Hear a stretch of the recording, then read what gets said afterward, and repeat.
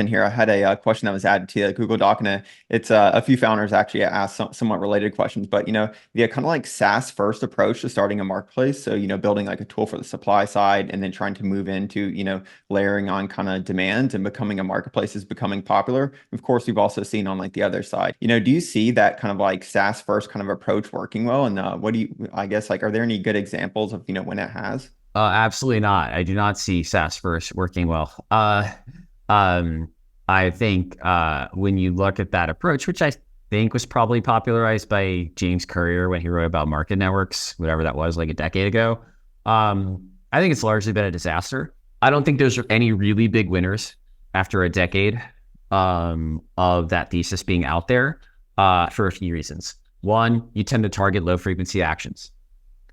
Two, you tend to lack focus. Three, you tend to not add much value. And what that means is you are a mediocre SaaS business at best. I think one of the things you want to be focused on in thinking through this is generally you're focused on like SaaS to marketplace in some way because you're not sure you can unlock liquidity by just connecting buyers and sellers straight up. Either you can't get the supply because you're not creating enough value or things like that. So then you got to ask the question, like, does a marketplace really exist here? In a lot of cases, the answer is like, no. But let's say the marketplace does exist. Then you have to anchor in the company. The marketplace value prop is the primary value prop for everyone inside the company, for everyone outside the company, and that you are building SaaS to reduce the friction of creating successful matching and therefore transactions. So I remember having this conversation with Max at Faire. Oh, geez, this was probably like 2018. And it was like, we're like, hey, it's not SaaS to marketplace, it's marketplace to SaaS every time. Like, get the marketplace value prop right. And if you need SaaS to kind of pull in more people, increase frequency, whatever, improve your customer acquisition, yeah, go for it. But building a SaaS business and then this whole like, oh, well, step two, I'm going to become a marketplace. Like, I think that thesis is full of shit. I'm not saying it's impossible. I'm saying the chances of you getting it right are like, you're basically picking like harder than like building a consumer social network to scale from a product market fit perspective. It's trying to like execute on that thesis.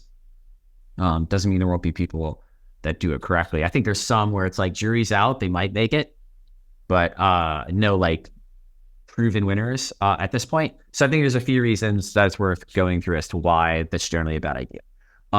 One, you need to go get product market fit for SaaS. And yes, getting product market fit for SaaS is a lot easier than product market fit for marketplaces. It tends to happen quicker.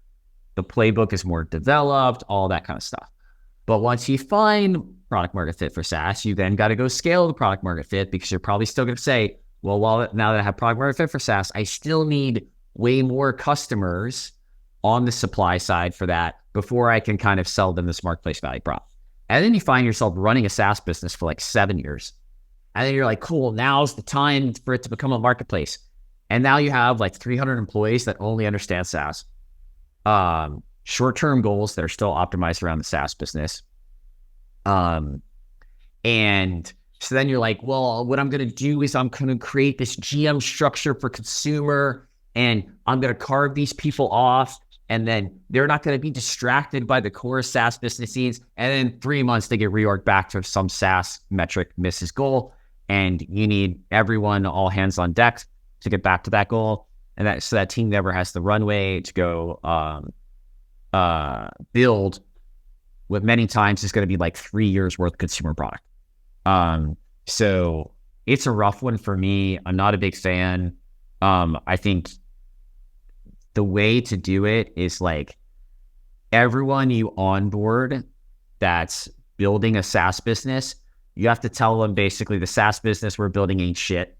It only matters if it helps the marketplace model. So everyone that's building SaaS short-term, which is really long-term, it's going to be like 5+ years, he's doing it for this marketplace holy grail. They're not getting distracted by thinking supply is their main customer, because it isn't. Demand is the main customer. This is just like a really long sequence. I think people will get better at this, but all of that first generation, like you go inside the company and then you see that like no one at the company understands marketplaces. It's just a SaaS business telling a VC story that's eventually going to become a marketplace. So that's like not gonna unlock, right? So again, second generation is probably gonna be better, but like talk about trying to build a business on hard mode. Like I hate it. No, marketplaces are hard enough, right? Why make it harder? So Yeah, it's like go build a consumer social business if you're a masochist. Like it's probably easier than this.